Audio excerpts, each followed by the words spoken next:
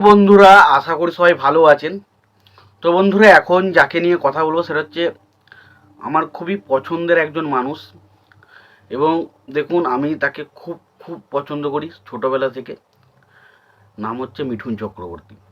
এবার দেখুন, এই মানুষটার সন্তান ছবি নিয়ে যে কটা আপডেট পেয়েছিলাম সেখানে মোটামুটি আমি শেয়ার করেছিলাম। এবং এই মানুষটাকে নিয়ে যখন কেউ কোনো কথা বলে আমি বলি। এবার দেখুন, অতিরিক্ত যখন মনে হয় যে উল্টোপাল্টা কথা হচ্ছে, তখন আমার মনে হয় সেটা থেকে সাইড হয়ে যায় ভালো। তার মানে এটা নয় যে আমি মিঠুন চক্রবর্তীকে ভালোবাসি না। মিঠুন চক্রবর্তীকে যে আমি কতটা ভালোবাসি সেটা যারা আমাকে ছোটোবেলা থেকে চেনে তারা সবাই জানেন যে আমি কতটা ভালোবাসি। আমি যদি সিনেমা দেখার প্রতি যে আমার আকর্ষণ, যে আমি সিনেমা দেখতে ভালোবাসি, সেটা যদি কোনো হিরোর কারণে হয়ে থাকে সেটা হচ্ছে মিঠুন চক্রবর্তী। তো মিঠুন চক্রবর্তী মানুষটাকে এতটাই আমার ভালো লাগে, জাস্ট আপনাকে বলে বোঝাতে পারবো না আমি মানুষটাকে কতটা ভালোবাসি। যদি কোনো দিন সামনাসামনি কোনো দিন যদি দেখা হয়, তাহলে আমি যে কী করব আমি নিজেও জানি না, এটুকু বলতে পারি।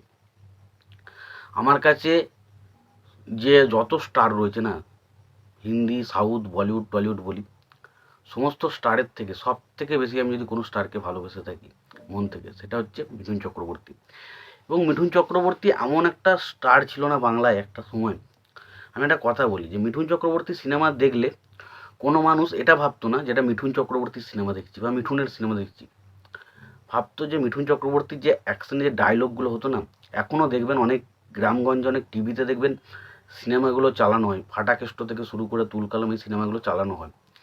দেখবেন সেই ডায়লগগুলো যখন মারে না, তখন মনে হয় কোথাও না কোথাও সেই আমাদের খেটে খাওয়া মানুষদেরই ভেতর থেকে বলা কথাটা যেন বেরিয়ে আসছে। যেই কারণে মিঠুন চক্রবর্তীকে এতটা মানুষ পছন্দ করে এবং এতটা ভালোবাসে।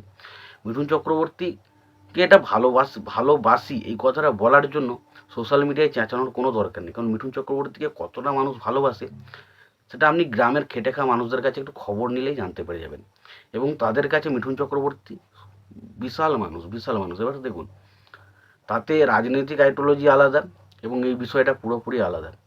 এবার আসি মিঠুন চক্রবর্তীর বিষয়ে যে সিনেমা আপডেটটা দেবো সেটা হচ্ছে দ্য দিল্লি ফাইলস বলে যে সিনেমাটা আসতে চলেছে, দিল্লি ফাইলস বেঙ্গল চ্যাপ্টার 1 এরকম একটা সিনেমার নাম আসতে চলেছে। মোটামুটি জানলাম, কিন্তু এখনও পুরোপুরি অফিসিয়াল আপডেট আমি কিছু পাইনি।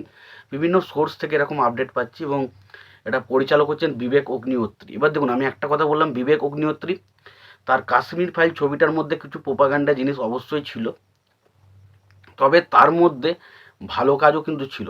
কাশ্মীর ফাইল ছবিটা কিন্তু কখনো একটা খারাপ বা বাজে থার্ড ক্লাস ছবি ছিল না।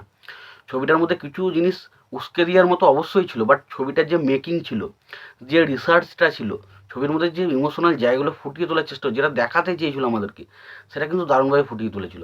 তো এবং বিবেক অগ্নিহোত্রী যথেষ্ট ভালো একজন ডিরেক্টর।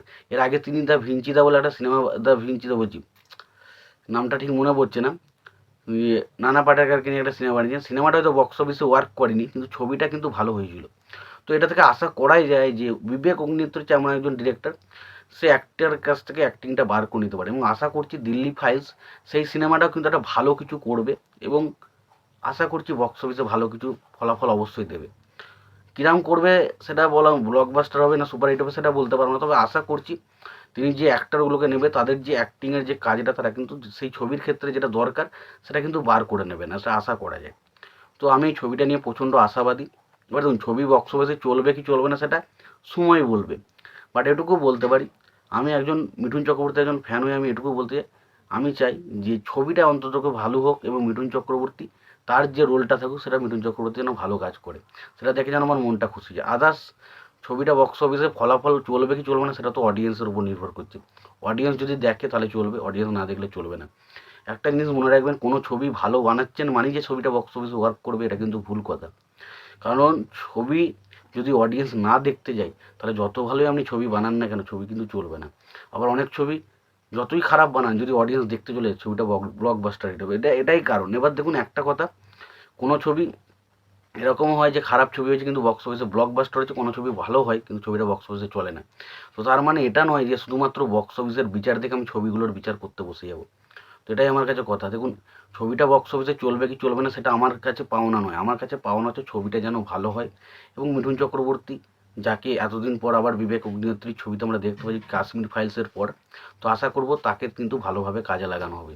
তো তোমাদের কি মতামত এই বিষয়টা নিয়ে তোমরা জানিও। তোমাদের যদি ভিডিওটি ভালো লেগে থাকে লাইক কমেন্ট শেয়ার করে দিও। চ্যানেলটা নতুন হয়ে থাকলে অবশ্যই তোমরা চ্যানেলটা সাবস্ক্রাইব করে নিও, পাশে বেল আইকনটা অবশ্যই প্রেস করে দিও। ভালো থেকে সুস্থ থেকে দেখা হচ্ছে পরের ভিডিওতে।